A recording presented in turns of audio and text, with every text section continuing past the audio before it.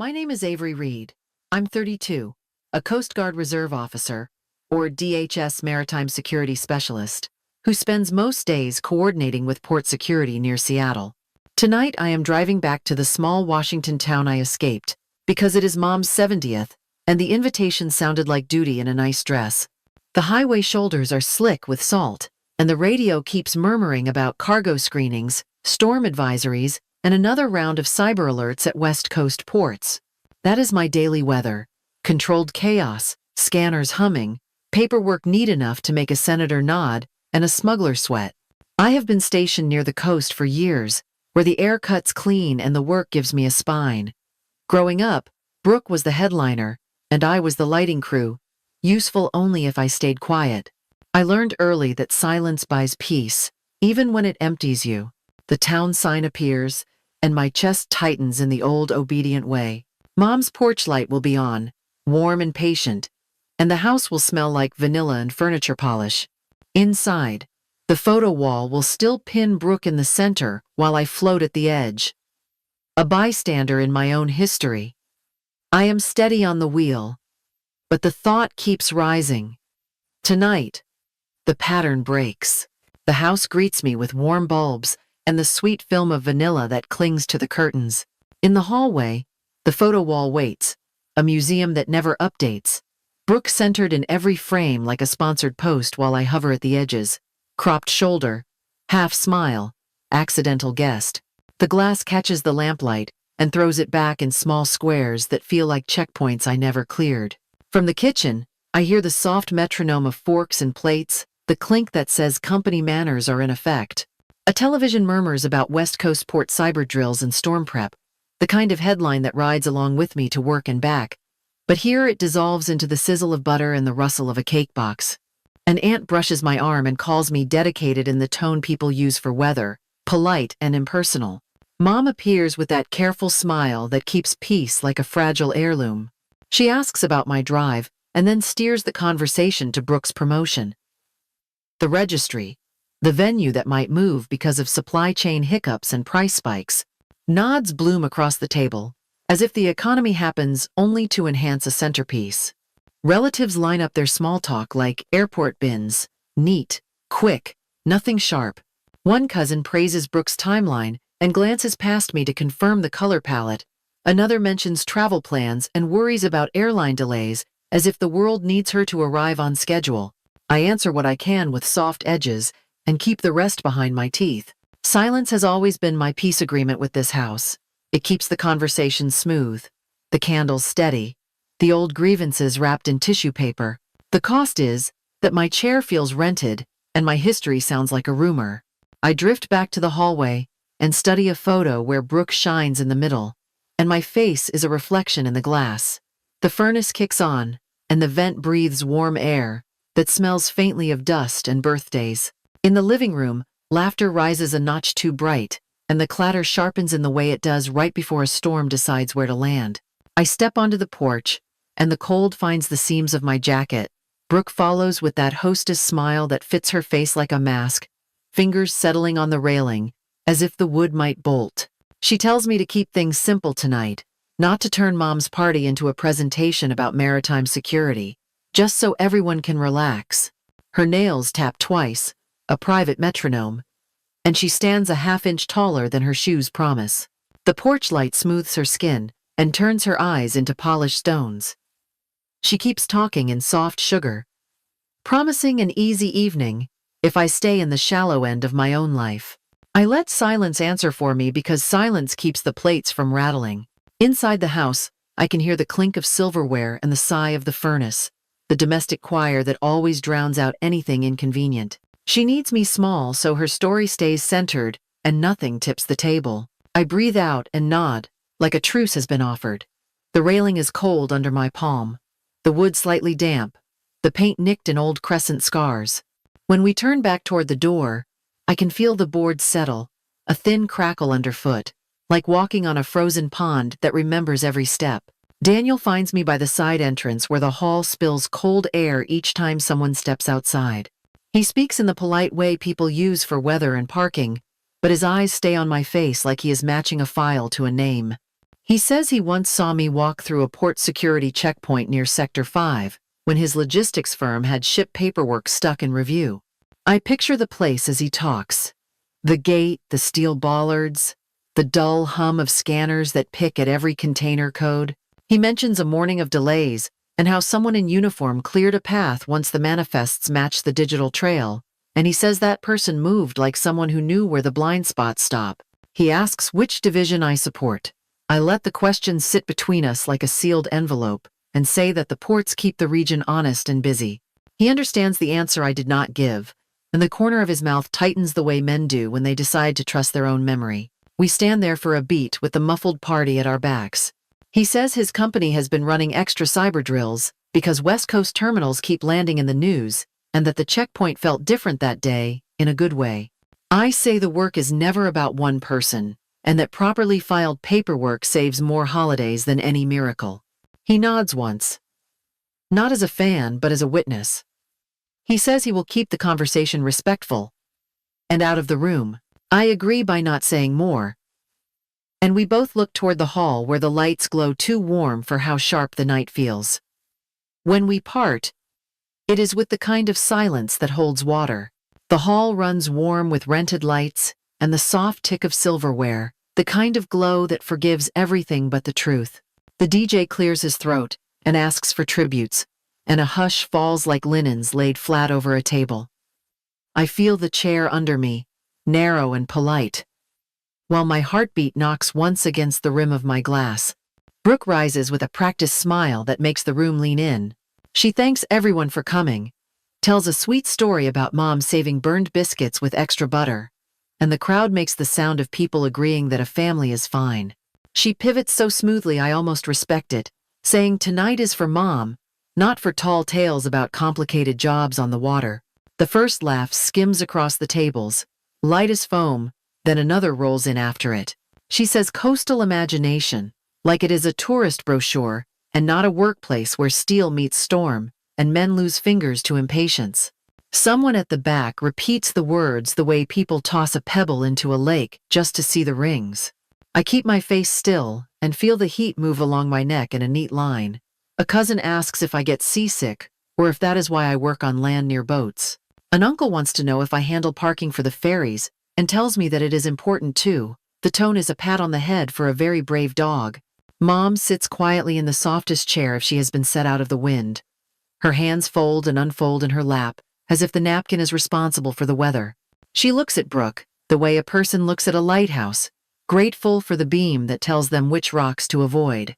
Another laugh breaks against the wall and comes back louder. I track it in my body the way you track a rip current, a pull at the ribs, a tightening at the throat, a small cold behind the knees. I place the glass on the table because my fingers are not listening, and I do not want a sound I cannot control. Brooke keeps the tone chirpy, says she loves that I feel connected to the ocean, even if it is more of a hobby than a job. Someone says, good for you, and another says, we all contribute in our own way, which is what people say when they would rather not see the math. I taste metal and sugar from the cake air, and the room tilts a half-inch toward performance.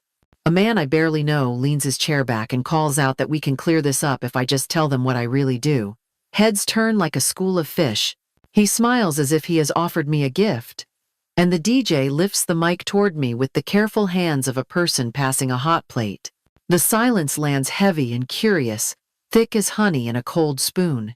I feel every eye places a small bet on how small I will make myself to keep dessert sweet. The lights hum, the forks rest, and the room waits for the story they want to hear. Daniel stands, smooth and quiet, and the room barely notices. He doesn't pull out a card. He simply adjusts his tie and speaks directly to the man who asked the question. I don't think a badge is required to clear this up. Avery's company, my logistics firm, we've overlapped. She doesn't handle parking for the ferries. Months ago, when the terminal was locked down for the cyber audit, the person who kept our container from sitting on the asphalt through a holiday weekend, the person who cleared the manifests and got the port moving again, was the one coordinating between the Coast Guard and port security. That person moves like someone who knows where the blind spots stop. I remember the uniform, and I remember the name on the manifest review, Avery Reed. The fork noise dies mid-clink and does not return. Air that was sweet with frosting turns thin, like the room forgot how to breathe, and I feel the temperature shift the way it does when a front moves in from the water. Daniel does not embellish. He does not perform. He lists the facts in a tone built for boardrooms and manifests, and men who sign for deliveries they do not read. Brooke whitens in stages, first the mouth, then the hands, then the space behind her eyes where certainty used to live. She looks toward Mom as if a cue card will rise from the centerpiece with a better line, and Mom takes a half step back as if the floor tilted, and her body knows it before her face does. The DJ lowers the mic, like a candle being pinched out. Mom's careful smile finally breaks. Her eyes meet mine across the table, not in guilt, but with the sudden, quiet fear of a person who realizes they have been prioritizing convenience over truth. The pause holds a history of compromises I can no longer afford. I breathe in and let the breath sit. Not high in the chest where panic lives. Lower, where discipline pays rent. The badge is only plastic and laminate, but the work behind it has weight, it has list checks and audit trails. It has the quiet math that keeps a ship from idling for 3 days, because one number does not like the other. I think of the news that runs in the background of every port office. Talk of election season threats and ransomware drills, and overtime crews checking seals that used to pass on a handshake. The tables hold still as if a camera might blur them, if they dare to move. I do not smile because this is not a win. It is a correction. And corrections do not ask for applause. Daniel meets my eyes for a beat with the calm of a man who knows when paperwork finally matched the truth. Someone exhales in a small wheeze, and the sound travels farther than it should. Plates settle, chairs creak, as people remember their spines. The room gathers itself around the fact that has been placed on the table, and for one long, careful moment, the whole place holds its breath with me. Apologies arrive like loose balloons bumping my shoulder, bright and empty. An aunt says she meant well. A cousin says everyone was just joking. An uncle pats the air near my arm, as if absolution can be fanned across a room. I keep my hands still, so I do not catch anything I will later resent. Respect that shows up late looks like a performance, not care. It cues itself with soft voices and tilted heads, and hopes the scene will close before anyone asks for change. I say I am not angry. I am done renting space in a story that keeps shrinking me to make everyone else comfortable. As I speak, I feel the old knot in my stomach finally loosen its grip. I lay out 3 rules in the plain voice I use at work when the weather turns and schedules break. I speak with the same measured tone I use to confirm a final manifest. First, no personal attacks at family events. Not as a joke, not as a tradition, not as a warm-up. That is a security breach, and I will exit the perimeter. Second, if you have questions about my job or my decisions, you should ask me privately before you invite the room to play judge. Curiosity needs to follow the chain of command. Third, you do not use me as a prop to raise someone else higher, because that is not love, that is staging. I am not scenery for someone else's headline. Mom nods like she is counting to 10 before a storm. Her eyes shine with the realization that a quiet child grows teeth once she learns to stop apologizing for them. Brooke studies the tablecloth, the way people study maps when they realize the route they wanted does not exist in real life. Daniel steps closer, careful with the space, and says he recognized me because months ago, his company jammed a checkpoint with sloppy paperwork. He remembers a uniform and a calm voice that kept a container from sitting on asphalt through a holiday weekend. And he says, the math of that day still balances in my favor. I tell him the team did the work. He says some teams keep ports breathing when headlines argue about budgets and threats, and that is why he would not let the room rewrite me. He doesn't call it heroism, he calls it efficiency. The apologies keep coming, but they sound different now, smaller, less like theater and more like people trying a language they did not grow up speaking. I do not punish anyone, and I do not make it easy. I repeat the rules and add that I will leave any room that forgets them. No scene required. The DJ turns the music low, and the cake candles wait for someone to commit. I look at Mom and feel the old ache loosen. Not gone, but unhooked. I choose calm over victory and boundaries over revenge. And the room learns a new trick. It learns how to be quiet without making me disappear. I do not stay for cake or the second round of toasts. I give Mom a small nod that says I heard her, and Daniel a smaller one that says we are square. Chairs scrape behind me as I walk. Not loud, just the sound of a room remembering how to move. Outside, the night is clean and cold, the kind of air that rinses the inside of your lungs.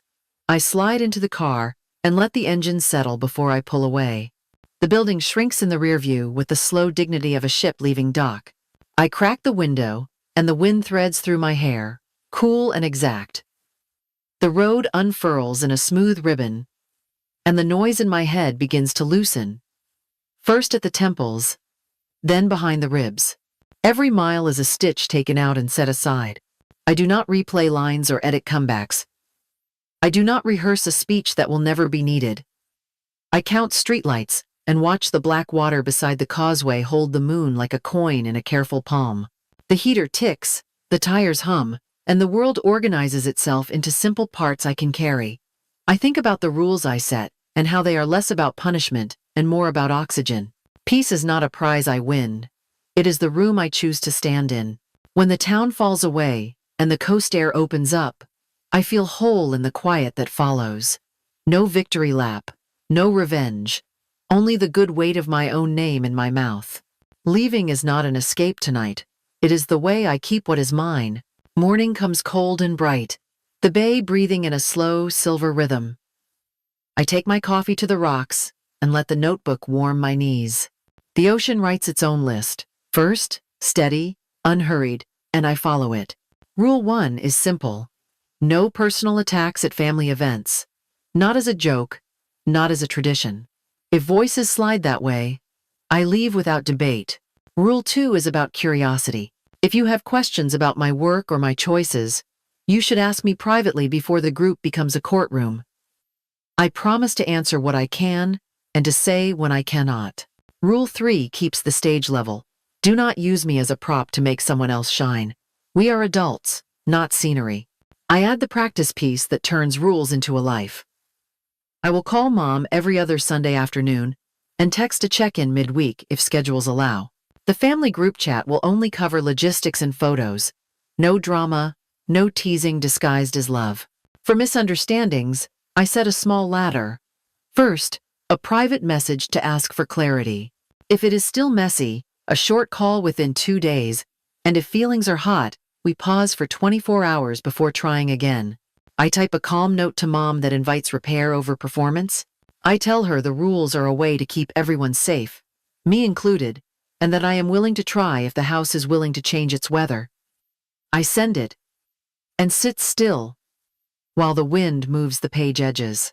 Her reply arrives with careful words and no excuses. She wants a private meeting, just us, and says she will listen more than she talks. The tide pulls back, and I feel the new shape of the shore. A week later, we meet at a small diner that smells like coffee and lemon cleaner. Mom arrives early and folds her hands, then unfolds them, and finally says she will step in if anyone crosses a line. She takes responsibility without ceremony and asks how to help me keep the ground level. We eat warm food that is simple and good. Between bites, we map out hand signals for crowded rooms and a short phrase that ends any public pile-on. She writes the rules on an index card and tucks it into her wallet like a receipt she will actually use. That night, the family chat lights up with a short message from Brooke. She keeps it clean, no excuses, and adds that she wants to meet with a counselor before we try to rebuild. I tell her that sounds wise and that slower is safer. Daniel sends a separate note about seating and speeches for the wedding. He keeps the promises he made about boundaries and sets them into the plan like pylons in water. I feel the difference in my body, less braced, more steady. None of this fixes the past. It does build a quieter road forward, one step at a time, with room to turn back if the weather changes. If you are watching this, I wonder what boundary saved you first, and what rule you wish you had written sooner. Tell me in the comments so someone else can borrow it.